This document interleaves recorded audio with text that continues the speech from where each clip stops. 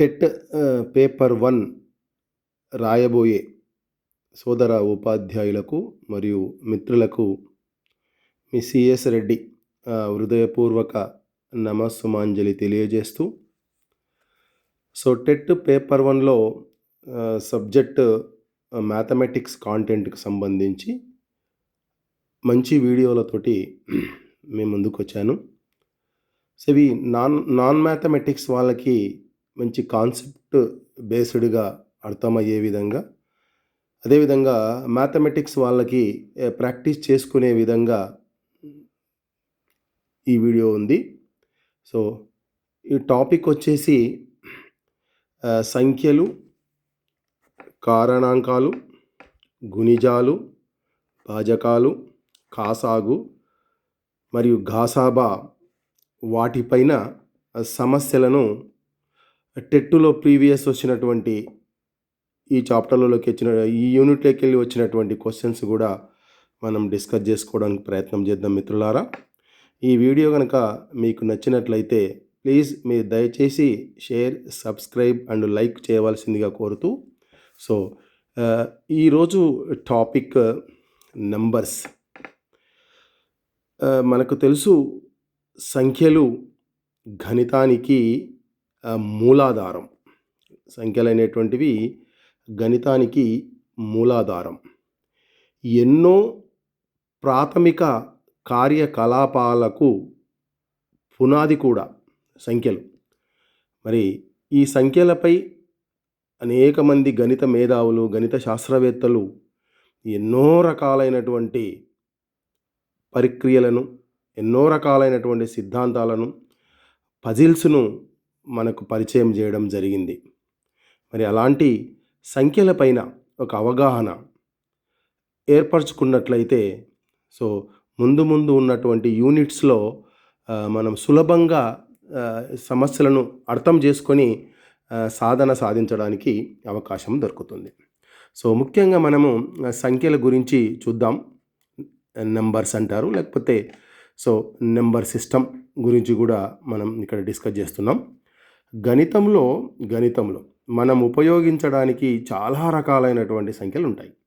మరి ఇప్పుడు TET paper 1కు సంబంధించి మనం ఏ సంఖ్యా సమితి వరకు నేర్చుకోవాలని ఒకసారి చూద్దాం.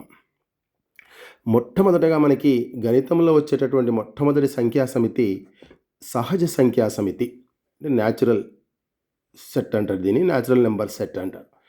వీటిని లెక్కించే సంఖ్యలు అని కూడా పిలుస్తారు, లెక్కించే సంఖ్యలను కూడా పిలుస్తారు. So 1 2 3 4 5 counting numbers. నెక్స్ట్ వచ్చేసి పూర్ణాంకాల సమితి అంటారు. రెండవ దాన్ని పూర్ణాంకాల సమితి, ఓల్ నెంబర్స్ అంటారు. ఓల్ నెంబర్స్ అంటారు. అంటే ఇక్కడ ఉన్నటువంటి సహజ సంఖ్యలకు 0 కలిపి రాస్తే వచ్చేటివే పూర్ణాంకాల సమితి, ఓల్ నెంబర్స్ అంటారు. దాన్ని మనం డబ్ల్యూతో చూపిస్తాం. సో నెక్స్ట్ మూడవ సంఖ్యా సమితి ఏంటంటే పూర్ణ సంఖ్యల సమితి. దీన్ని ఇంటీజర్స్ సెట్ అంటారు, ఇంటీజర్స్ అంటారు. సో ఇక్కడ మనకి పూర్ణాంకాలు మరియు రుణ సంఖ్యలు అంటే -1 -2 -3 ఇలా పూర్ణాంకాలు మరియు రుణ సంఖ్యలు ఈ రెండు కలిపి రాసుకున్నటువంటి సమితిని మనము పూర్ణ సంఖ్యా సమితిగా చెప్పుకుంటాం. పూర్ణ సంఖ్యా సమితి, దీన్ని ఇంటీజర్ జెడ్తో కానీ ఐతో కానీ సూచిస్తాం. దాని తర్వాత వచ్చేది మనకి అకర్ణీయ సంఖ్యా సమితి. సో ఇది రేషనల్ నెంబర్ సెట్స్ అంటాం దీన్ని. సో దీన్ని క్యూతో డినోట్ చేస్తాం. సో పీ బై క్యూ రూపంలో ఉంటుంది ఇక్కడ. సో క్యూ డినామినేటర్ వచ్చేసి ≠0 కావాలి. So PQR belongs to Z. So ఇక్కడ ఇంటీజర్స్ అయి ఉండాలి పీక్యూ. For example 0 1 -2 3/2 -4/5. సో ఇలా అంటే వీటిని మనము ఎగ్జాంపుల్గా అకర్ణీయ సంఖ్య సమితికి మనము ఎగ్జాంపుల్గా తీసుకోవచ్చు. ఇక్కడ 0 ఉండకూడదు. ఒకవేళ సపోజ్ మనము 2/0 అని రాసామనుకోండి, 2/0 అని రాస్తే ఇది అకర్ణీయ సంఖ్యా సమితి అవుతుందా అంటే కాదు. ఇక్కడ మనకి కింద 0 ఉండొద్దు. సో కింద 0 ఉండొద్దు. ఇలా ఉంటే ఇది నిర్వచింపబడదు, అన్డిఫైన్ అని పిలుస్తారు. సో ఇక్కడి వరకు ఈ అకర్ణీయ సంఖ్యా సమితి వరకు ఒక వీడియో చేసుకొని తర్వాత వచ్చేటటువంటి సంఖ్యల సమితుల గురించి తర్వాత చూద్దాం. ఇక్కడ చూడండి, న్యాచురల్ నెంబర్స్ సబ్సెట్ ఇది, ఈ సబ్సెట్ ఉపసమితి దేనికి? ఓల్ నెంబర్స్కి. ఇది దేనికి? జెడ్కి. ఇది దేనికి? క్యూ. అంటే ఒకటి ఒకటి ఒకదానికొకటి ఉపసమితిగా ఉన్నాయి. అంటే N is subset W, W is subset Z, Z is subset Q. అంటే అప్పుడు ఎన్ డబ్ల్యూకి అవుతుంది, జెడ్కి అవుతుంది, క్యూ అవుతుంది. అంటే క్యూలో ఎన్ సహజ సంఖ్యలు అన్నీ ఉంటాయి, జెడ్లో సహజ సంఖ్యలు అన్నీ ఉంటాయి, డబ్ల్యూలో కూడా సహజ సంఖ్యలు అన్నీ ఉంటాయి. సో ఈ విధంగా దీన్ని మనము సబ్సెట్ అని పిలుస్తాం, సబ్సెట్ ఉపసమితిగా పిలుచుకుంటాం. వీటి మీద ఒక కొన్ని లెక్కలు చూద్దాం. చూడండి, పూర్వ సంఖ్య లేనటువంటి సహజ సంఖ్య ఏది? సహజ సంఖ్య ఒక సంఖ్య ఏదైనా సంఖ్య తీసుకుంటే ఆ సంఖ్యకు ముందు సంఖ్య వెనుక సంఖ్య, ముందు సంఖ్యను పూర్వ సంఖ్య అంటారు, తర్వాత సంఖ్యను పరసంఖ్య అంటాం. సో పూర్వ సంఖ్య లేనటువంటి సహజ సంఖ్య ఏది అని అడుగుతాడు. అప్పుడు 1 2 3 4 ఇది సహజ సంఖ్యలు కదా, దానికి పూర్వ సంఖ్య ముందు సంఖ్య ఉండదు. కౌంటింగ్ నెంబర్స్ 1తో స్టార్ట్ అవుతాయి కాబట్టి ఇక్కడ ముందు ఉండదు. మనకి అవసరంలో ఉంటుంది 0 అవన్నీ పెడతారు. సో కాబట్టి అప్పుడు 0 అని రాయొద్దు. సహజ సంఖ్యలో 0 ఉండదు కాబట్టి పూర్వ సంఖ్య లేదు. ఒకటికి తప్ప ప్రతి సంఖ్యకు ప్రతి అంకెకు మనకు పూర్వ సంఖ్య పరసంఖ్య ఉంటుంది సహజ సంఖ్యలో. ఇప్పుడు సహజ సంఖ్యలో 10 యొక్క ఉత్తర సంఖ్య అంటే తర్వాత వచ్చేది లేటర్. సో 10 తర్వాత వచ్చేది 11. అలాగే అతి చిన్న పూర్ణాంకం, ద స్మాలెస్ట్ ఓల్ నెంబర్ అంటే 0. Smallest whole number is 0. So మనము జనరల్గా ఏ సంఖ్యారేఖ తీసుకున్నా కూడా అది సహజ సంఖ్యారేఖ కానీ, పూర్ణాంకాల సంఖ్యారేఖ కానీ, పూర్ణ సంఖ్యారేఖ కానీ, అకర్ణీయ సంఖ్యారేఖ ఏదైనా సరే, కుడివైపు పోయే కొలది దాని విలువ ఒక్కొక్క విలువ పెరుగుకుంటూ పోతుంది. కుడివైపు విలువ పోయే కొలది సంఖ్యారేఖ మీద విలువ పెరుగుతూ పోతుంది. అది ఎడమవైపు వచ్చే కొద్దీ విలువ తగ్గుతూ వస్తుంది. సో ఈ విధంగా ఏ సంఖ్యారేఖ తీసుకున్నా కూడా మనం సంఖ్యారేఖను 0 నుంచి కుడివైపుకు, 0 నుంచి ఎడమవైపుకు అనుకున్నట్లయితే, లేదా సహజ సంఖ్యలు 1 2 3 4 తీసుకున్నట్లయితే కుడివైపు పోతుంటే ఒక్కొక్క సంఖ్య పెరుగుతూ పోతుంది, ఎడమవైపు వస్తే ఒక్కొక్క సంఖ్య తగ్గుతుంది. అట్లా ప్రతి సంఖ్యా సమితి ఆ విధంగా ఉంటాయి. ఇక్కడ చూడండి, మనకి ఇలాంటివి అడగవచ్చు. పూర్ణ సంఖ్యలన్నీ పూర్ణాంకాలు అవుతాయా? If all integers became whole numbers అని అడుగుతున్నాడు, అవుతాయా అంటున్నాడు. సో అప్పుడు మనకి పూర్ణ సంఖ్యలన్నీ పూర్ణాంకాలు అవుతాయా అంటే కావు. ఎందుకు? పూర్ణ సంఖ్యల లోపల మనకి పూర్ణాంకాలు ఉంటాయి, రుణ సంఖ్యలు ఉంటాయి. కానీ పూర్ణాంకాల లోపల ఓన్లీ పూర్ణాంకాలే ఉంటాయి, కానీ రుణ సంఖ్యలు ఉండవు. కాబట్టి కారణం ఏంటంటే there is no negative numbers in whole number set. So కాబట్టి ఉండదు. Okay, right. ఈ క్రింది వాటిలో ఇలా అడగవచ్చు. చూడండి, ఈ క్రింది వాటిలో ఏది నిజం? ఎన్ ఈజ్ సబ్సెట్ డబ్ల్యూ అంటే ఎన్లోని ప్రతి నెంబర్ డబ్ల్యూలో ఉంటుందా? ఎస్, ఉంటుంది. డబ్ల్యూ ఈజ్ సబ్సెట్ ఎన్, డబ్ల్యూలో ఉండే ప్రతిదీ ఎన్లో ఉంటుందా? చూడండి ఒకసారి. డబ్ల్యూ ఎక్కడి నుంచి స్టార్ట్ అవుతుంది? 0 1 2 3 నుంచి స్టార్ట్ అవుతాయి కదా. ఎన్ ఎక్కడి నుంచి స్టార్ట్ అవుతుంది? 1 2 3 నుంచి స్టార్ట్ అవుతుంది కాబట్టి 0. అట్లే డబ్ల్యూ ఈ సబ్సెట్ క్యూఆ? ఎస్, డబ్ల్యూలో ఉండే ప్రతిదీ కూడా క్యూలో ఉంటుంది. ఎన్ డబ్ల్యూలో ఉంది, డబ్ల్యూ క్యూలో ఉంది, ఎన్ క్యూలో కూడా ఉంటుంది. అంటే ఒకటోది నిజం, మూడవది నిజం, నాలుగవది నిజం. ఇది తప్పు. ఇట్లా మనకి అడగడానికి అవకాశం అనేది ఉంటుంది. ఓకే, సో అదేవిధంగా ఇప్పుడు పూర్ణాంకాల్లో కొన్ని గమ్మత్తైనటువంటి అమరికలు ఉంటాయి ఓన్లీ పూర్ణాంకాలకు సంబంధించి. ఒకసారి చూద్దాము. పూర్ణాంకాలను చుక్కల రూపంలో 4 విధాలుగా అమర్చవచ్చును అడుగుతారు. పూర్ణాంకాలను చుక్కల రూపంలో ఎన్ని విధాలుగా అమర్చవచ్చును, అవి ఏవి? లేకపోతే ఈ క్రింది వాణిలో చుక్కల రూపంలో అమర్చేటటువంటి అంశం ఏది అన్నప్పుడు, ఒకటి రేఖ, దీర్ఘచతురస్రం, చతురస్రం, త్రిభుజం. ఇవి పూర్ణ సంఖ్యలు తీసుకొని చుక్కల రూపంలో అమర్చుకోవచ్చు. మొదటిది రేఖ. చూడండి, చుక్కల రూపంలో రేఖలాగా చూపేవి. రేఖ అంటే చుక్కల రూపంలో రేఖ రావాలి. వాటిని రేఖీయ సంఖ్యలు అంటారు, లీనియర్ నెంబర్స్ అంటారు. ఇప్పుడు చూడండి, ఇక్కడ 2 చుక్కలు పెట్టినా, ఆ 2 చుక్కలను కలిపితే మనకి ఇక్కడ రేఖ ఏర్పడింది. ఇది అతి చిన్న రేఖ ఎన్ని చుక్కలతో ఏర్పడుతుంది అని అడగవచ్చు. సో కాబట్టి 2. అట్లే 3 చుక్కలతో ఏర్పడే రేఖ, 4 చుక్కల ఇట్లా అనంతమైనటువంటి బిందువులతో కూడా ఏర్పడుతుంది. సో మనకు అనంత బిందువులను కలుపుకుంటూ పోతే ఏర్పడేది రేఖ కాబట్టి ఆ విధంగా. చిన్నది వచ్చేసి 2 బిందువులతో స్టార్ట్ అవుతుంది. రెండవ చూడండి, దీర్ఘచతురస్రం. సో రెక్టాంగిల్ అంటాడు. రెక్టాంగిల్ మనకు దీర్ఘచతురస్రం కావాలి. సో దీర్ఘచతురస్రం కావాలంటే చూడండి, ఇక్కడ తక్కువలో తక్కువ 6 చుక్కలు ఉండాలి. సో అతి చిన్న ఇట్లా కలిపితే మనకి ఒక రెక్టాంగిల్ ఫామ్ అవుతుంది. పొడవు వెడల్పులు వేరువేరుగా ఉంటాయి. సో చిన్నది అలాగే 8, అలాగే 10 చుక్కలతోటి, అలాగే 12 చుక్కలతోటి, అలాగే 14. మనకు ఎగ్జామ్లో ఏమడుగుతాడంటే 10 చుక్కలతోటి దీర్ఘచతురస్రం ఏర్పడుతుందా, 8 చుక్కలతోటి దీర్ఘచతురస్రం ఏర్పడుతుందా, 11 చుక్కలతో దీర్ఘచతురస్రం ఏర్పడుతుందా, ఈ కింది అని అలా అడగడానికి అవకాశం ఉంటుంది. రైట్. చతురస్రం ఒకటి తప్ప ప్రతి వర్గ సంఖ్యను చుక్కల రూపంలో రాయొచ్చు మనం. ఒకటికి తప్ప మిగతా వర్గ సంఖ్యను మనము చుక్కల రూపంలో రాయొచ్చు. ఇప్పుడు 2 ఉంది, 2 స్క్వేర్ 4, ఇగో పొడవు వెడల్పు సమానం. 3 ముల 9, ఇగో 9. ఇదొక పొడవు వెడల్పులు సేమ్. ఇదంతా చతురస్రం. This is square. అట్లే 3 స్క్వేర్ 4 స్క్వేర్ అంటే వర్గ సంఖ్యలు ఒకటి తప్ప ప్రతి వర్గ సంఖ్య కూడా మనకి చతురస్రం అవుతుంది. మనకు ఏం అడగవచ్చు అంటే, సో చిన్న చుక్కలతో కలిగినటువంటి చతురస్రం ఏది అన్నప్పుడు మనకు 4. సో 4 చుక్కలతోటి మనకు చతురస్రం ఏర్పడుతుంది. త్రిభుజాలు ఇది చూడండి, 3 చుక్కలతో త్రిభుజం ఏర్పడింది. 3, 2, 5 6 చుక్కలతో త్రిభుజం ఏర్పడింది. అట్లాగే 5, 8, 10 చుక్కలతోటి మనకి ఇక్కడ త్రిభుజం ఏర్పడింది. అట్లే సో 3, 6, 10, 15, 21. సో వీటితోటి మనకు త్రిభుజం ఏర్పడుతుంది. కానీ ఇందులో మనకి ఒక టెక్నిక్ ఉంది చూడండి, ఇక్కడ ఈజీ టెక్నిక్. ఒక సహజ సంఖ్యకు ఎన్ని త్రిభుజ సంఖ్యలు ఎన్ని వస్తాయి అని ఒక నెంబర్ తీసుకుంటే ఎన్ని త్రిభుజ సంఖ్యలు వస్తాయి అనడానికి n/n+1/2. సపోజ్ మనం n=2 అనే సహజ సంఖ్యను తీసుకుంటే ఎన్ని త్రిభుజాలు వస్తాయని అడుగుతాడు. ఎన్ని త్రిభుజాలు ఏర్పడతాయి అంటాడు.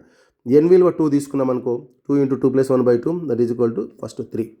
సో n విలువ 2 తీసుకున్నప్పుడు ఎన్ని త్రిభుజాలు వస్తాయి చుక్కల సంఖ్య ఎన్ని ఉంటాయి? 3 ఉంటాయి. 3 చుక్కల సంఖ్య ఉంటుంది. n=5 తీసుకుందాం అనుకోండి. n=5 అయితే ఎన్ని చుక్కల త్రిభుజం ఏర్పడుతుంది అని అడుగుతాడు. ఎన్ని చుక్కల త్రిభుజం ఏర్పడుతుంది అని అడుగుతాడు. n=2 అయినప్పుడు ఎన్ని చుక్కల త్రిభుజం ఏర్పడింది? 3 చుక్కల త్రిభుజం ఏర్పడింది. n=5 అయినప్పుడు ఎన్ని చుక్కల త్రిభుజం ఏర్పడుతుంది చూడండి, 5 × 5+1/2, 5, 6/2, 2 15 చుక్కలతో ఏర్పడే త్రిభుజం ఏర్పడుతుంది. 15 చుక్కలతో త్రిభుజం ఏర్పడుతుంది. అట్లే ఇట్లా కూడా అడగవచ్చు, 105 అనేది త్రిభుజ సంఖ్య అవుతుందా అంటే చుక్కలతో ఏర్పడే త్రిభుజ సంఖ్య. ఇప్పుడు 15 త్రిభుజ సంఖ్య అయిందా? అయింది. 3 త్రిభుజ సంఖ్య అయిందా? అయింది. 10 త్రిభుజ సంఖ్య అవుతుందా? అవుతుంది. అలా 105 కూడా త్రిభుజ సంఖ్య అవుతుందా చూద్దాం. త్రిభుజ సంఖ్యకు మన సూత్రం ఏంటి? n×n+1/2. So n×n+1 = 105 cross multiply చేస్తే 210. ఇప్పుడు ఇక్కడ చూడండి, n×n+1 అంటే 2 వరుస సంఖ్యల లబ్ధంగా ఉంది. n తర్వాత వచ్చేది 210ని 2 వరుస సంఖ్యల లబ్ధంగా రాయగలగాలి. మనం ఎలా రాయాలో చూడండి, ఇట్లా 2 వరుస సంఖ్యల లబ్ధంగా కాసాగు కారణాంకాల పద్ధతి కాసాగు తీసుకొని ఒకసారి చూడండి. 7, 6, 5. 6ను మళ్ళీ 2 × 3, 7 2 14, 3 5 15 అంటే 14 × 15 రాసినాం. n×n+1 n అంటే 14, n+1 15 ఎంత అవుతుంది? 210 అవుతుంది. ఇట్లా 2 వరుస సంఖ్యల లబ్ధంగా ఏదైనా ఒక సంఖ్యను రాయగలిగితే అది చుక్కలతో ఏర్పడే త్రిభుజ సంఖ్యగా మనం చెప్పవచ్చు. సో కాబట్టి 105 త్రిభుజ సంఖ్య అవుతుందా? ఎస్, 105 తోటి త్రిభుజం మనకు ఫామ్ అవుతుంది. 105 తోటి మనకి త్రిభుజం ఫామ్ అవుతుంది. ఎస్, అవుతుందని చెప్పాలి. 25 త్రిభుజ సంఖ్య అవుతుందా అని అడుగుతాడు. 25 చుక్కలతో కూడిన త్రిభుజ సంఖ్య అవుతుందా అని అడుగుతాడు. అప్పుడు చూడండి, n×n+1/25. ఇప్పుడు 25 2 50. 50ని మనం 2 వరుస సంఖ్యల లబ్ధంగా రాయవచ్చా? కారణాంకాలు తీస్తే 5 × 5 × 2. దీన్ని ఏ విధంగా మనం ఆలోచన చేసినా 2 వరుస సంఖ్యల లబ్ధంగా మనము రాయలేము. కాబట్టి 25 త్రిభుజ సంఖ్య కాదు. సో కాబట్టి దీని మీద మనకి ఏదైనా ఒక నెంబర్ ఇచ్చి అది త్రిభుజ సంఖ్య అవుతుందా కాదా, 20 త్రిభుజ సంఖ్య అవుతుందా కాదా, 30 త్రిభుజ సంఖ్య అవుతుందా కాదా అన్నప్పుడు మనకి ఈ ఫార్ములా ద్వారా కంపేర్ చేసుకొని 2 వరుస సంఖ్యల లబ్ధంగా కనుక మీరు రాసినట్లయితే అది త్రిభుజ సంఖ్యగా మనకు తెలిసిపోతుంది. ఓకే, నెక్స్ట్ కారణాంకాలు. ఇక్కడ నుంచి కొద్దిగా ఇంపార్టెంట్ అండి. మనకు మెయిన్ టాపిక్ స్టార్ట్ అవుతుంది. కారణాంకాలు, ఫ్యాక్టర్స్ అంటారు. ఫ్యాక్టర్స్ ఒక సంఖ్యను నిశ్శేషంగా భాగించే, ఏదైనా ఒక సంఖ్యను నిశ్శేషంగా భాగించేటటువంటి ప్రతి సహజ సంఖ్యను మనము దానికి కారణాంకము అని పిలుస్తాం, ఫ్యాక్టర్ అని పిలుస్తాం. ఇప్పుడు 10ని భాగించే సంఖ్యలు ఏమేమి ఉంటాయి అంటే 10కి ఏ ఎక్కంలో 10 వస్తాయి? ఒక ఎక్కంలో వస్తుందా? ఎస్. 2 ఎక్కంలో వస్తుందా? 2 5లు. 5 ఎక్కంలో వస్తుందా? 5 2లు. 10 ఎక్కంలో వస్తుందా? 10. సో 1 2 5 10 ఈ వీటిని 10 యొక్క కారణాంకాలు అంటారు. సో మొత్తం కారణాంకాలు ఎన్ని వచ్చినాయి 10కి అంటే 4 కారణాంకాలు వచ్చినాయి. ఇక్కడ ఒక మాట, ఇది చాలా ఇంపార్టెంట్ చూడండి. శుద్ధోపకారణాంకాలు ప్రాపర్ ఫ్యాక్టర్స్ అంటుంది. సో ఇక్కడ శుద్ధోపకారణాంకాలు అంటే ఒకటి మరియు అదే సంఖ్య. ఒకటి మరియు ఇక్కడ చూడండి 1ని 10ని తప్పించి మిగిలినవి శుద్ధోపకారణాంకాలు అవుతాయి. సో కాబట్టి అడుగుతాడు ఎగ్జామ్లో 10కి గల శుద్ధోపకారణాంకాలు ఎన్ని, లేకపోతే మొత్తం కారణాంకాలు ఎన్ని. మొత్తం అన్నప్పుడు ప్రతి సంఖ్య 1కి కారణాంకం అవుతుంది, ఆ సంఖ్య అదే దానికి కారణాంకం అవుతుంది. కాబట్టి అవి 2 ఖచ్చితంగా ఉంటాయి. ఆ 2 కాకుండా మిగిలినవి శుద్ధోపకారణాంకాలు అనాలి. సో కాబట్టి ఇది చాలా ఇంపార్టెంట్. 36కి గల శుద్ధోపకారణాంకాలు ఎన్ని? ఫస్ట్ 36 కారణాంకాలు చూడండి. 1 2 3 4 6 9 12 18 36. మొత్తం ఎన్ని వచ్చినాయి? 9 ఉన్నాయి. ఓకే, వీళ్ళు శుద్ధోపకారణాంకాలు ఎన్ని? ఆ 2 తీసేయండి. 1 36, 2 తీసేస్తే మిగిలినవి 7 శుద్ధోపకారణాంకాల సంఖ్య. అడుగుతాడు 36కి గల శుద్ధోపకారణాంకాలు ఈ క్రింది వానిలో ఏది అన్నప్పుడు మనము 7 పెట్టుకోవాలి. ఇప్పుడు ఇది ఇంకా చాలా ఇంపార్టెంట్ చూడండి. ఒక సంఖ్యకు గల కారణాంకాల సంఖ్యను ఎలా కనుక్కోవాలి? ఇప్పుడు చూడండి 10కి ఎన్ని వచ్చినాయి? 4 వచ్చినాయా? 36కి ఎన్ని వచ్చినాయి? 9 వచ్చినాయా? సపోజ్ ఒక పెద్ద సంఖ్య ఇచ్చిండు అనుకో, మనకు దానికి ఎన్ని కారణాంకాలు ఉంటాయంటే మనం ఎట్లా కనుక్కోవాలి? కనుక్కోవడానికి ఈజీ టెక్నిక్ ఒకటి ఉంది చూడండి. మనకి ఇచ్చినటువంటి సహజ సంఖ్య అయితే దానిని ప్రధాన కారణాంకాల లబ్ధంగా రాయాలి. ప్రైమ్ ఫ్యాక్టర్స్, మీకు ప్రధాన కారణాంకాలు, ప్రధాన సంఖ్యలు ముందర వస్తాయి, వాటి గురించి డిస్కస్ చేద్దాము. ఇక్కడ ఇచ్చిన సంఖ్యను ప్రధాన కారణాంకాల లబ్ధంగా రాయగలగాలి. సో ఫర్ ఎగ్జాంపుల్ n ఇది ఒక సంఖ్య, a ఒక ప్రధాన సంఖ్య, b ఒక ప్రధాన సంఖ్య, c ఒక ప్రధాన సంఖ్య. ఉన్నటువంటి ఘాతాలు ఏమైనా కానివ్వండి, ఈ ఘాతాంకాలు అవి ప్రధాన సంఖ్యలు కావచ్చు, సంయుక్త సంఖ్యలు కావచ్చు, ఏదైనా కానివ్వండి, కానీ కింద ఉన్న బేసులు మాత్రం ఖచ్చితంగా ప్రధాన సంఖ్యలై ఉండాలి. అప్పుడు 1 + k1 అంటే ఇక్కడ వచ్చింది 1కి ఇది కలపండి ఇంటూ 1కి k2 కలపండి ఇంటూ 1కి ఇలా రాసుకొని దీన్ని మల్టిప్లై చేస్తే, 3ని మల్టిప్లై చేస్తే వచ్చేవే మనకు కారణాంకాల సంఖ్య. చాలా చాలా ఇంపార్టెంట్ ఇది. ఒక సంఖ్యకు కారణాంకాలు ఎన్ని ఉంటాయి డైరెక్ట్గా ఇలా చేయొచ్చు. చేసి ఇలా మొత్తం పెద్ద సంఖ్య ఉంటే ఇలా రాయాలంటే చాలా కన్ఫ్యూజ్ అవుతాం. కాబట్టి దాన్ని ప్రైమ్ ఫ్యాక్టర్గా రాసేసుకొని ఈ విధంగా రాసేస్తే వచ్చేస్తాయి. ఒక ఎగ్జాంపుల్ ఇప్పుడు చూడండి, ఇదే 36కు తీసుకుందాం. 36ను మనం 2 × 18, 2 ఇంటూ మళ్ళీ 18ని 3 × 6 అంటే ప్రధాన సంఖ్యల లబ్ధంగా రాస్తున్నాం.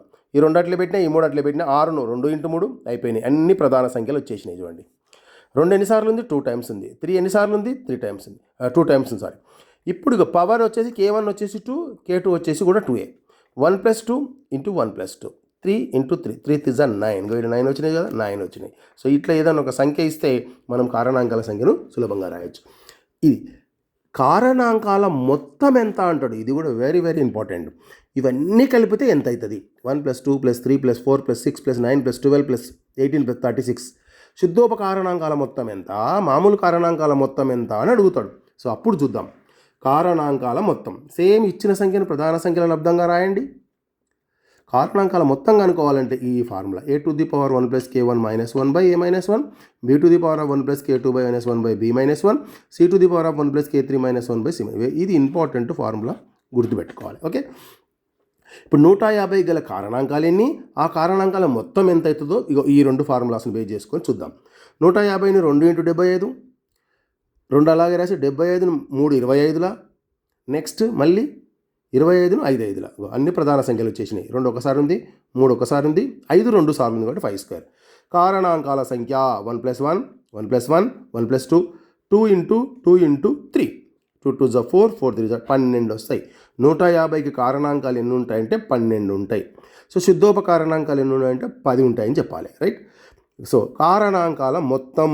ఇప్పుడు వీటన్నిటి ఈ 12 ఇక్కడ తెలియదు ఏంటివో 12, కానీ 12 తెలియకుండానే వాటి మొత్తం కనుక్కోవచ్చు. చూడండి, go 2 to the power of ఇది 1 + 1 - 1 / 2 - 1, 3 to the power of 1 + 1 - 1 / 3 - 1, 5 to the power of ఇక్కడ 1 + 2 - 1 / 5 - 1, 2 square - 1, 3 square - 1, 5 cube - 1, 2 square అంటే 4, 4లోకి వెళ్ళి 1 పోతే 3, 3 square అంటే 9, 9లోకి వెళ్ళి 1 పోతే 8, 8/2 అంటే 4, 5 cube అంటే 125, 125లోకి వెళ్ళి ఒకటి తీసేయండి, 124/4 అంటే 31, 4.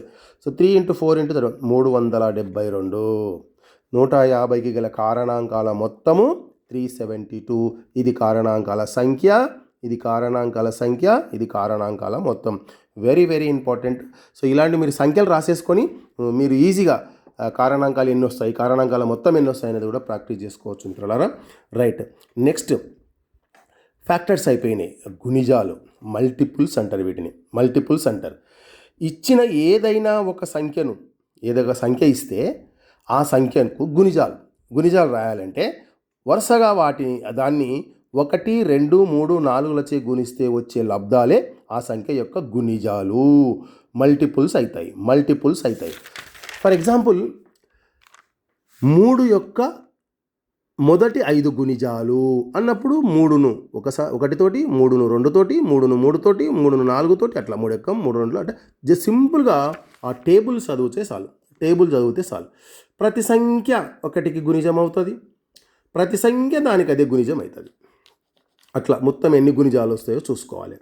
ఇలా గుణిజాల సంఖ్యను కూడా తెలుసుకోవచ్చు మనం. అవతల కారణాంకాల సంఖ్యను ఎట్లా తెలుసుకున్నామో గుణిజాలు కూడా ఎన్ని వస్తాయో తెలుసుకోవచ్చు. చూడండి, ఒక సంఖ్య యొక్క మొదటి n గుణిజాల మొత్తాన్ని ఎలా కనుక్కోవాలి, మొదటి n గుణిజాల యొక్క మొత్తాన్ని మనం ఎలా కనుక్కోవాలి, ఎంత అవుతుంది అనేది ఎట్లా తెలుస్తుంది. n గుణిజాలు ఉన్నాయనుకోండి, ఇప్పుడు మొదటి 5 గుణిజాల మొత్తం ఎంత, ఇది మొత్తం కూడాలి కదా, ఇది కూడితే తెలిసిపోతుంది కదా. అలా కాకుండా ఇక్కడ చూడండి, k అనుకుందాం, k యొక్క మొదటి n గుణిజాల మొత్తం ఎంత, ఇప్పుడు 3 యొక్క మొదటి 5 గుణిజాల మొత్తం ఎంత అని లెక్కకు మనము కంపేర్ చేసుకుందాం. సో ఫార్ములా చూడండి, short cut formula k × n × n+1/2, n × n+1/2. So 3 యొక్క కాబట్టి 3, n అంటే 5, 5 + 1 6, 3 × 5 × 6/2, ఇది 2 ముళ్ళ క్యాన్సల్, 3 5 15, 45. ఈ మొత్తం కలిపినారు అనుకోండి మీరు, ఈ మొత్తం కలిపితే మనకి ఎంత వస్తుంది, 45 వస్తుంది. అంటే 7 యొక్క మొదటి 10 గుణిజాల మొత్తం రాయండి, 10 యొక్క మొదటి 5 గుణిజాల మొత్తం రాయండి. సో వాటిని కూడకుండగానే మనం జస్ట్ ఇది ఒక ఫార్ములా బేస్ చేసుకొని మనం చేసుకోవచ్చు. ఓకే మిత్రులారా, రైట్. నెక్స్ట్ సింపుల్గా ఇది కొంచెం ఈజీగా ఫాస్ట్ వెళ్ళిపోదామండి. సో చాలా వీడియోస్ ఉన్నాయి కదా, రైట్. సరి సంఖ్యలు 2చే నిశ్శేషంగా భాగించబడేవి సరి సంఖ్యలు, శేషం లేకుండా వాటిని 2n రూపంలో రాయవచ్చు. ఇక్కడ n బిలాంగ్స్ టు n, nకు చెంది ఉండాలి. అంటే 1 2 3 పెట్టుకుంటూ పోతే మనకి సరి సంఖ్యలు వస్తాయి. మొదటి n సరి సంఖ్యల మొత్తం ఎంత, మొదటి 10 సరి సంఖ్యల మొత్తం ఎంత, లేకపోతే మొదటి 20 సరి సంఖ్యల మొత్తం ఎంత, మొదటి 50 సరి సంఖ్యల మొత్తం ఎంత అన్నప్పుడు సింపుల్గా మీరు ఈ ఫార్ములా రాయండి. మొదటి 10 సరి సంఖ్యల మొత్తం ఎంత. సో మొదటి n సరి సంఖ్యలు ఎన్ని ఉంటాయో మనకి ఈ ఫార్ములా అప్లై చేసుకోవాలి. 1 నుండి 100 వరకు గల సరి సంఖ్యలు ఎన్ని ఉంటాయి, 1 నుంచి 100 వరకు ఎన్ని ఉంటాయి, 50 ఉంటాయి. అట్లే 2చే భాగించినప్పుడు శేషం 1 వస్తే అవి బేసి సంఖ్యలు. బేసి సంఖ్యల యొక్క రూపం చూడండి, 2n - 1. ఎప్పుడు n బిలాంగ్స్ టు n అయినప్పుడు, 2n + 1 ఎప్పుడు n బిలాంగ్స్ టు w అయినప్పుడు, n బిలాంగ్స్ టు w అడుగుతాడు. 2n + 1 అనేది బేసి సంఖ్య అవుతుందా, ఏ సందర్భంలో కిందగో n belongs to n, n belongs to w, n belongs to q, ఇట్లా మనకు ఆప్షన్ ఇచ్చి బేసి సంఖ్య అవుతుందా లేదా కనుక్కోమంటాడు. మొదటి n బేసి సంఖ్యల మొత్తం, ఒక 3 బేసి సంఖ్యలు తీసుకున్నారు అనుకో, సపోజ్ 1 3 5. ఓకే, 1 3 5 ఇవి కలపండి, 5 1 6 6 3 9. ఎన్ని ఉన్నాయి మొత్తం, 1 2 3, 3 స్క్వేర్, సింపుల్గా 3 స్క్వేర్ అంటే 9 అయింది. ఇట్లా మొదటి n బేసి సంఖ్యల మొత్తం. అట్లే మొదటి n సరి సంఖ్యల మొత్తం, 4 సరి సంఖ్యలు తీసుకుంటే 4 × 4. అట్లా ఎన్ని సరి సంఖ్యలు కావాలంటే మన సరి సంఖ్యలు, ఎన్ని బేస్ సంఖ్యలు కావాలంటే ఎన్ని బేస్ సంఖ్యలు. కాబట్టి దీని మీద మనకు సింపుల్గా అట్లే 100 వరకు ఎన్ని బేస్ సంఖ్యలు ఉంటాయి అని కూడా అడగవచ్చు. రైట్ మిత్రులారా, ఇది చాలా చాలా ఇంపార్టెంట్. ఇంకా ఈ ప్రధాన సంఖ్యలు అనేటువంటి చాలామంది కన్ఫ్యూజ్ అవుతారు నాన్ మ్యాథమెటిక్స్ వాళ్ళు. సో కాబట్టి కొద్దిగా జాగ్రత్తగా వినాలి. ఒకటి మరియు అదే సంఖ్య కారణాంకాలుగా ఉన్న వాటిని మనం ప్రధాన సంఖ్య అని పిలుస్తాం, ప్రైమ్ నెంబర్స్ అని పిలుచుకుంటాం. అంటే ఒకటి మరియు అదే అంటే రెండే కారణాంకాలు ఉండాలి, రెండు కంటే ఎక్కువ కారణాంకాలు రావద్దు. ఇంకా ఆ రెండు కూడా ఏమి ఉండాలి, ఒకటి ఖచ్చితంగా ఉండాలి, మనం ఏ సంఖ్య తీసుకుంటున్నామో ఆ సంఖ్య ఉండాలి, అంతే తప్ప వేరే ఏ ఎక్కం చేత అవి భాగించబడదు, ఏ రాకూడదు అట్లా. సో ఇది 2, 3, 5, 7, 11, 13 ప్రధాన సంఖ్యలు కనుక్కోవడానికి మనకు ఎరటోస్తనీస్ జల్లెడ అనే పద్ధతిని ప్రవేశపెట్టిండు.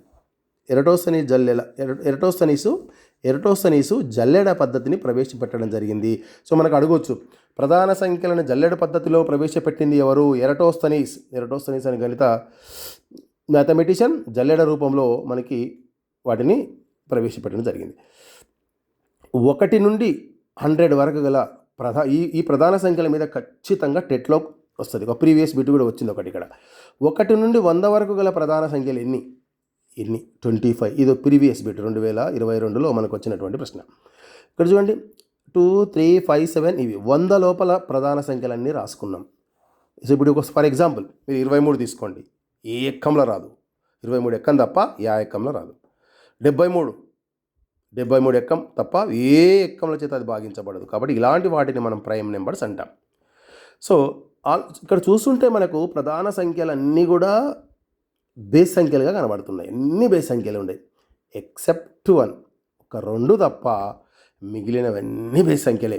మిగిలినవన్నీ ఎన్ని ఉంటాయి సార్ అంటే అనంతం ఉంటాయి.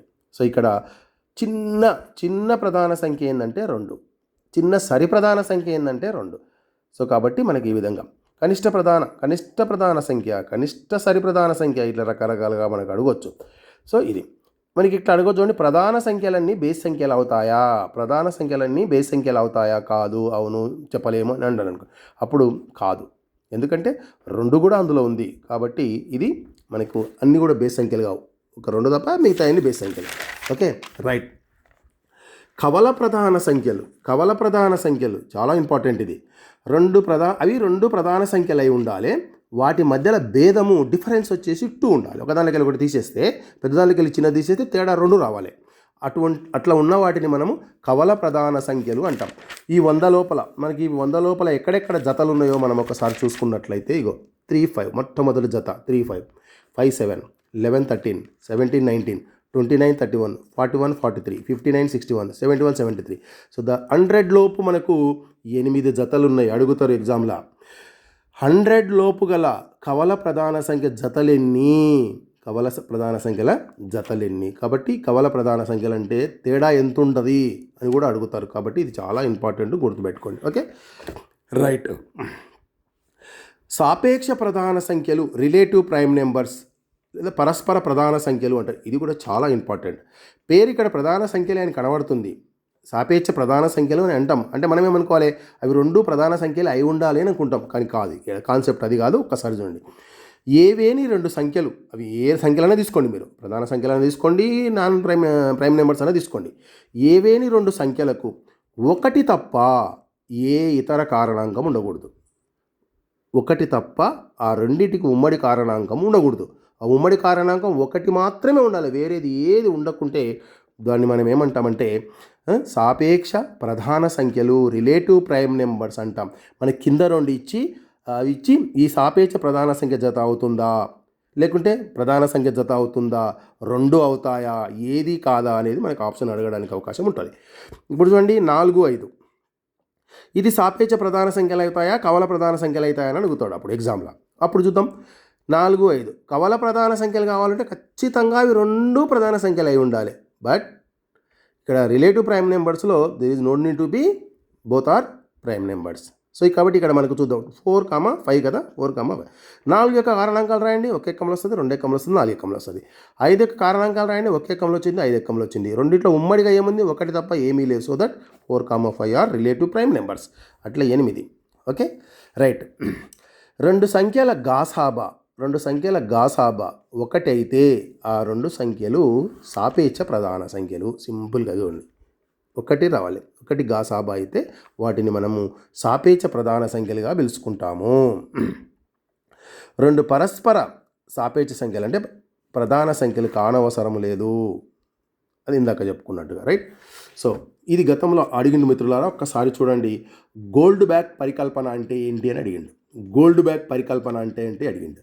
4 లేదా 4 కంటే పెద్దదైనటువంటి ప్రతి సరి సంఖ్యను 2 ప్రధానాంకాల మొత్తంగా రాసుకోవచ్చు. 2 ప్రధాన సంఖ్యల మొత్తంగా రాయాలి. 4 లేదా 4 కంటే పెద్దదైనటువంటి సరి సంఖ్యను 2 ప్రధాన సంఖ్యల మొత్తంగా రాయవచ్చును. దాన్నే గోల్డ్ బ్యాక్ పరికల్పన అని అంటాం. గోల్డ్ బ్యాక్ పరికల్పన, హైపోథెసిస్, గోల్డ్ బ్యాక్ హైపోథెసిస్ అంటాం. చూడండి ఇక్కడ 4 తీసుకుందాం ఫస్ట్. 4 లేదా 4 కంటే ఎక్కువ అంటున్నాడు కదా, 4. ఇగో 2+2 రాయొచ్చు, 2+2 రాయొచ్చు. 6 చూడండి, 6 2 ప్రధాన సంఖ్యల లబ్ధంగా రాయొచ్చు. 1+5గా కూడా రాయొచ్చు, కానీ 2 ప్రధాన సంఖ్యల లబ్ధంగా రాయొచ్చు. మనం ఏకైకంగా అంటులేం, ఏ రకంగా కూడా రాసుకోవచ్చు ఇక్కడ. సో 3+3. 8 తీసుకోండి సరి సంఖ్య, 3+5. అట్లా మీరు సరి సంఖ్యలు తీసుకుంటే వాటిని ఖచ్చితంగా 2 ప్రధాన సంఖ్యల మొత్తంగా రాయవచ్చు అని చెప్పింది గోల్డ్ బ్యాక్ పరికల్పన. అది నిరూపించింది ఎవరు అంటే the great mathematician Srinivasa Ramanujan. Yes, Goldbach పరికల్పన అనేది రైట్ అని చెప్పినటువంటిది Srinivasa Ramanujan. Okay, right. So ఇది ఫెర్మాట్ అనేటటువంటి శాస్త్రవేత్త, ఫెర్మాట్ ప్రధాన సంఖ్య ఈ రూపంలో ఉంటుందని చెప్పిండు. ప్రధాన సంఖ్య రూపమే ఇది అని చెప్పిండు. అయితే ఇది కొన్ని సంఖ్యలకే వర్తిస్తుంది. ఇది n=4 కంటే ఎక్కువ పెట్టినప్పుడు ఇది ఏదైనా n=5 పెట్టినప్పుడు ఇది వర్తించదు అని ఎవరు చెప్పిండ్రు? ఐలర్ చెప్పిండు. ఇది 1కి వర్తిస్తుంది, 2కి వర్తిస్తుంది, 3కి వర్తిస్తుంది, 4, కానీ 5 పెట్టినప్పుడు మాత్రం ఇక్కడ ప్రైమ్ నెంబర్ రాలేదట. ఇది కాదని చెప్పింది ఎవరు అంటే ఐలర్. ఫెర్మాట్ ప్రైమ్ నెంబర్ రాయమంటేనే మీరు ఇది ఉంటే Fermat prime number. So Fermat prime అన్నిటికీ నిజం కాదని రుజువు చేసింది ఎవరంటే ఐలర్. ఓకే, సో మరి ఐలర్ చెప్పినటువంటి ప్రైమ్ నెంబర్ రూపం ఏంది? 2 to the power of k minus 1. 2 to the power of k minus 1. 2 to the power k minus 1 మనం ఇక్కడ ఐలర్ ప్రైమ్ నెంబర్గా తీసుకోవాలి. ఐలర్ ప్రైమ్ నెంబర్గా మనం తీసుకోవాలి, రైట్. ఇక్కడ చూడండి, దిస్ ఈజ్ రామానుజన్ నెంబర్. మనకి ఇది కూడా అడగవచ్చు, కింది వాటిలో రామానుజన్ నెంబర్ ఏది? ఇది ఒక అసాధారణమైనటువంటి నెంబర్. ఇది 1729 అనేది ఒక అసాధారణమైనటువంటి సంఖ్య. మరి 1729 ప్రధాన సంఖ్య అవుతుందా అని అడుగుతాడు. No, 1729 is not a prime number, it is a composite number. ఇది సంయుక్త సంఖ్య. ఎన్ని కారణాంకాలు ఉన్నాయి? 8 కారణాంకాలు ఉన్నాయి ఈ 1729కు. 1 7 13. మరి ఇందులో విశిష్టత ఏంటి, ఇందులో గొప్పతనం ఏంటి అని శ్రీనివాస రామానుజన్ అడిగినప్పుడు శ్రీనివాస రామానుజన్ చెప్పినటువంటి విషయం ఏంటో చూడండి. దీన్ని 2 గణాల మొత్తంగా 2 విధాలుగా రాయగలిగే అతి చిన్న పూర్ణ సంఖ్య. 1³ + 12³ రాయొచ్చు, 9³ + 10³ రాయొచ్చు. సో ఇలా 2 రకాలుగా రాయొచ్చు. 2 గణాల మొత్తంగా 2 రకాలుగా రాయొచ్చు. సో అయితే 1729ను ప్రైమ్ నెంబర్ ఫ్యాక్టర్స్గా రాయడానికి వస్తుందా? ఎస్, వస్తాయి. కింద అడుగుతాడు ఎగ్జామ్లో, 1729 యొక్క ప్రైమ్ నెంబర్ ఫ్యాక్టర్స్ ఏవి, ప్రైమ్ ఫ్యాక్టర్స్ ఏవి అన్నప్పుడు 7 × 13 × 19. దీన్ని ఈ మూడింటిని మల్టిప్లై చేస్తే మనకు 1729 వస్తుంది. Okay, right. మిత్రులారా, నెక్స్ట్ సంయుక్త సంఖ్యలు. ఇంకా మనకి ఇందాక అవతల చెప్పుకున్నటువంటి ప్రధాన సంఖ్యలు తప్పించి 2 కంటే ఎక్కువ కారణాంకాలు కలిగినటువంటి సంఖ్యలన్నీ కూడా మనకి సంయుక్త సంఖ్యలు అవుతాయి. కనిష్ట సంయుక్త సంఖ్య వచ్చేసి 4. సో మినిమం 3 కారణాంకాలు ఉండాలి. 3 అంతకంటే ఎక్కువ కారణాంకాలు ఎన్నన్నా ఉండొచ్చు. మరి 1 ప్రధాన సంఖ్య అవుతుందా సంయుక్త సంఖ్య అవుతుందని అంటాడు. 1 is not a prime number or not a composite number. Neither a prime number, not a composite number. ఎందుకంటే ప్రధాన సంఖ్య కావాలంటే 2 కారణాంకాలు ఉండాలి, సంయుక్త సంఖ్య కావాలంటే 3 కారణాంకాల కంటే ఉండాలి. కాబట్టి 1కి అవి ఏవీ లేవు కాబట్టి ఏది కాదని చెప్పాలి, రైట్. సో పరిపూర్ణ సంఖ్య లేదా శుద్ధ సంఖ్య, పర్ఫెక్ట్ నెంబర్. ఒక నెంబర్ ఇచ్చి ఇది పర్ఫెక్ట్ నెంబర్ అవుతుందా కాదా, ఈ కింది వాటిలో పర్ఫెక్ట్ నెంబర్ ఏది అని కూడా మనకు అడగడానికి అవకాశం ఉంది. సో కాబట్టి ఒక సంఖ్య యొక్క కారణాంకాల మొత్తం ఇక నెంబర్ తీసుకొని ఆ నెంబర్ పర్ఫెక్ట్ నెంబర్ అవుతుందా అని ఎట్లా టెస్ట్ చేయాలి?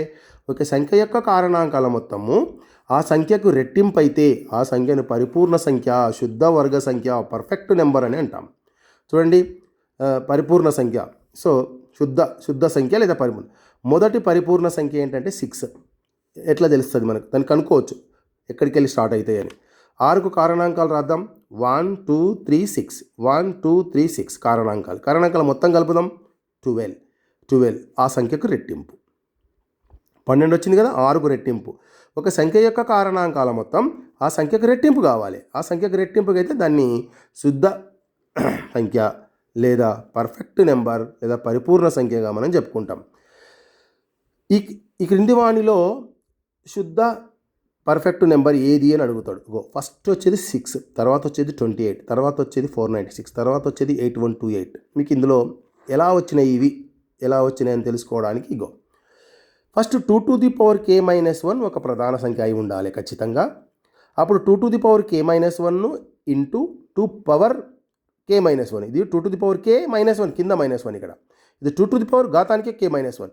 ఈ రెండు మల్టిప్లై చేస్తే ఒక పర్ఫెక్ట్ నెంబర్ వస్తుందని చెప్పినటువంటి శాస్త్రవేత్త ఐలర్. చూద్దాం. k = 2 తీసుకుందాం. 2 to the power k. First ఇది టెస్ట్ చేయాలి. ఇది ప్రధాన సంఖ్య అయితేనే అది శుద్ధ సంఖ్య అవుతుంది. చూడండి, 2 స్క్వేర్ 3 వచ్చిందా? ఎస్, ప్రధాన సంఖ్య. ఇది ప్రధాన సంఖ్య. ఇది 2 to the power of 2 - 1. ఇది 3 × 2 6. మొట్టమొదటిది ఏంటి అంటే 6. k = 3 పెట్టి చూడండి, 28 వచ్చింది. మరి k = 4 పెడితే పెట్టినప్పుడు ఎంత శుద్ధ సంఖ్య వస్తుందా రాదా? ఎట్లా తెలుసుకోవాలి? ఫస్ట్ ఇది ప్రైమ్ నెంబరా కాదా చూసుకోవాలి. 2 power 4 16లోకి వెళ్ళి 1 పోతే 15 is not a prime number. కాబట్టి k = 4 పెట్టినప్పుడు మనకి వచ్చే సంఖ్య పరిపూర్ణ సంఖ్య రాదు. అట్లా సో మనకి కింది వాణిలో శుద్ధ పరిపూర్ణ సంఖ్య ఏవి అని అన్నప్పుడు మనం ఇది బేస్ చేసుకోవాలి. సో మిత్రులారా, సో ఇక్కడి వరకు సంఖ్యలపైన కొంత అవగాహన మీకు కలిగించిన దీని తర్వాత ఇంకా మనం ఒక మంచి వీడియోతోటి కాసాగు గాసాబా వాటికి సంబంధించినటువంటి సమస్యలతో మరొక వీడియోతో మీ ముందుకు వస్తాను. Thank you. సో ఈ వీడియో కనుక మీకు నచ్చినట్లయితే please share, subscribe and like చేయవలసిందిగా కోరుతూ మీ CS Reddy, MSc mathematics, MSc psychology, MED school assistant ఉపాధ్యాయులు. Thank you.